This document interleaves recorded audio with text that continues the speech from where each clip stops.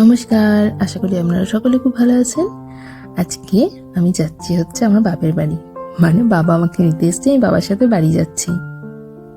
জয়ন্তর কিছু কাজ থাকার জন্য ওকে কলকাতা যেতে হয়েছে, তাই ভাবলাম সেই সুযোগে আমি একটু ঘুরে চলে আসি আমার নিজের বাড়ি থেকে, মায়ের কাছে কদিন থেকে আসি। আমার শ্বশুর বাড়ি হচ্ছে বর্ধমানে, আর আমার বাপের বাড়ি হচ্ছে বীরভূমে। আর এই যে বীরভূমের বিখ্যাত মোরব্বা, আপনারা অনেকেই জানেন বা জানেন না, কিন্তু কখনো যদি এদিকে আসেন তো আমি বলবো অবশ্যই একবার খেয়ে দেখবেন এখানকার বিখ্যাত মোরব্বা। তো আমার বাপের বাড়ি হচ্ছে সিউড়ি, যেটা বীরভূমের সদর শহর। তো শ্বশুর বাড়ি থেকে বাপের বাড়িতে আসতে মাঝে একটা ট্রেন আর একটা বাস নিতে হয়। তো আজকে আমি বাপির সাথে এসেছি, তাই ট্রেন থেকে নেমে বাপির সাথে বাইকে চলে এসেছি। এই যে আমার জমজমাটি শহর, শহরের বিখ্যাত কালীমাতার মন্দির। আসলে আজকে পয়লা বৈশাখের আগের দিন তো, তাই এত পুজোর ভিড়, মানুষজন এখানে রাস্তায় দেখতে পাচ্ছেন। সিউড়িতে সবচেয়ে বড় আনন্দময়ী মা কালীর মন্দির এটা। আর এই সময় আবার বাসন্তী পুজোও চলছে, তাই সিউড়ি পুরো জমজমাটি এখন।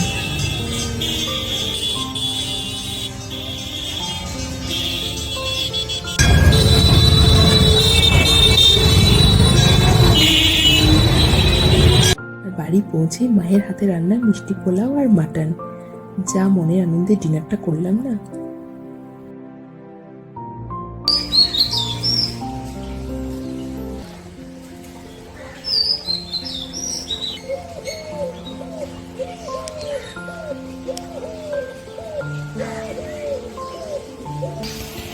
বাড়ি এসে এটা আমার প্রথম সকাল। এত ভাল লাগছে, চোখ খুলে বাগানে তাকিয়ে আছি, পাখিরা নেচে বেড়াচ্ছে, গান গেয়ে বেড়াচ্ছে। আর এই দেখুন আমাদের বাগানের আম। আসলে বাগান বানানোর নেশাটা আমার মায়ের থেকে আমার মধ্যে এসছে। আমাদের এইটুকু বাগানের মধ্যে কত রকমের যে গাছ আছে, ফল ফুল সবজি, বলে বোঝাতে পারবো না। তো দেখুন দুটো গাছ, আম গাছের ভর্তি ভর্তি আম এসছে, কি সুন্দর। আর এই আমগুলো এত কাছে আমাদের বারান্দা থেকে যে হাত বাড়িয়েই পাওয়া যাবে। কিন্তু দুঃখের ব্যাপার, এগুলো যখন পাকবে তখন তো আমি এদেশে থাকবো না, তাই আমার আর টেস্ট করা হবে না এগুলো।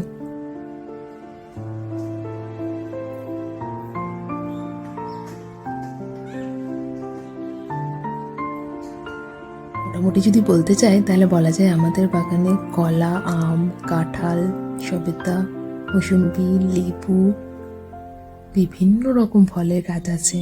আর ফুলের গাছ তো অগুন্তি, এমনকি মা বাগানেও প্রচুর ফুল গাছ লাগিয়েছে টবে। চলুন দেখাই আপনাদের।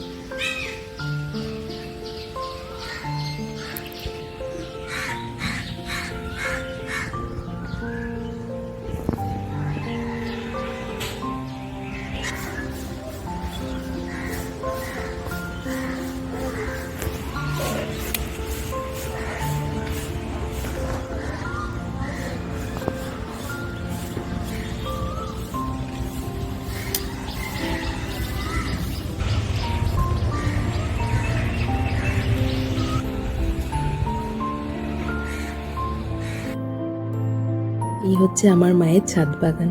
আসলে যখন আমি ছিলাম এ বাড়িতে, মানে বিয়ের আগে, তখন আমি আর মা দুজনে মিলে দুবেলা গাছে পরিচর্যা করতাম, জল দিতাম। টবগুলো সব মা আর বাপি নিজের হাতে বানিয়েছে, ইট সিমেন্ট পাথর দিয়ে।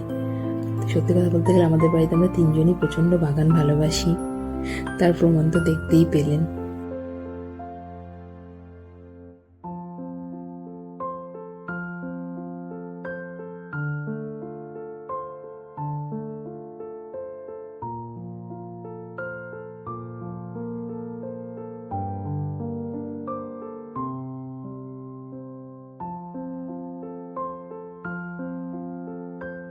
বিকালবেলায় বেরিয়ে পড়েছি একটা বিশেষ জায়গায় যাওয়ার জন্য, চলুন দেখাই। এটা হচ্ছে সিউড়িরই আরেকটা পাড়া। এই নতুন পাড়াটায় বাপি একটা বাড়ি বানাচ্ছে, ছোট্ট করে বাড়ি বলা যায় না এটাকে, আসলে গাড়ি রাখার গ্যারেজ ঘর বানিয়েছেন বাপি। তাই আমি তো দূর থেকে কিছু দেখতে পাইনি, শুধু অনলাইনে ভিডিও কলিংয়ে মাঝে মধ্যে দেখতাম।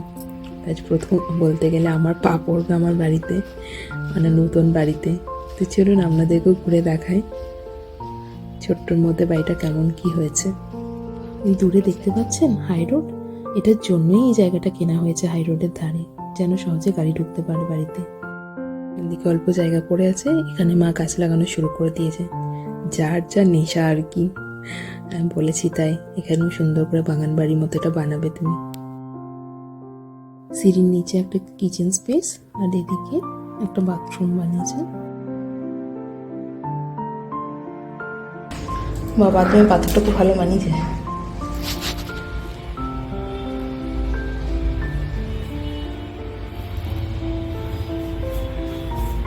প্লাস করে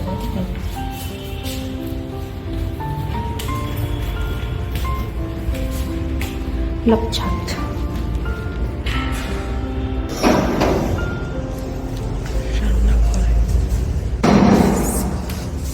পুরো বাস বিশাল বড়। এই ঘরগুলি সেলফটের কিছু কথা করার না তো, সব গোদাম ঘরের মতো দিলে সেল করে লাভ নেই। না ওই ঘরটা আছে, এখানে পুজো হয়েছিল না।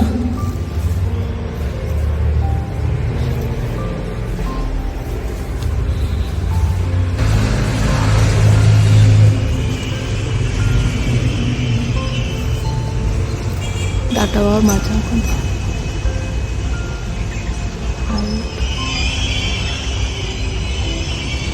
বাড়ি ফিরে লাঞ্চ করে শুয়ে পড়েছিলাম। ঘুম থেকে উঠেই লাল টুকটুকে তরমুজ খেয়ে নেব, দিয়ে তিনজনে বেরিয়ে পড়বো পুজো দেখতে। সৌভাগ্যবশত আমি এসেছি এমন ভালো সময়ে, দুর্গা পুজো দেখতে না পাই বাসন্তী পুজো তো দেখতেই পেয়ে গেলাম।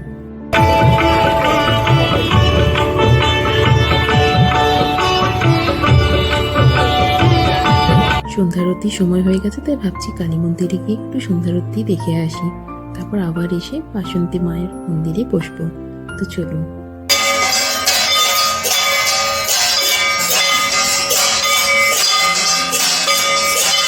ফিরে এসে দেখি এখানেও মহাষ্টমী পুজো শুরু হয়ে গেছে।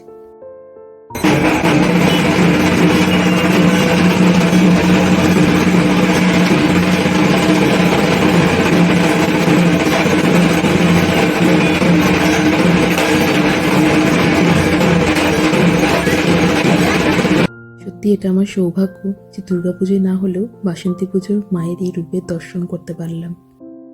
মায়ের হাতে রান্নাই সুস্বাদু পদগুলো দিয়ে ডিনার করে নেব। আজকের ব্লগটা এখানেই রাখলাম। ভালো থাকবেন, আবার দেখা হবে নতুন একটি ব্লগ নিয়ে। শুভরাত্রি।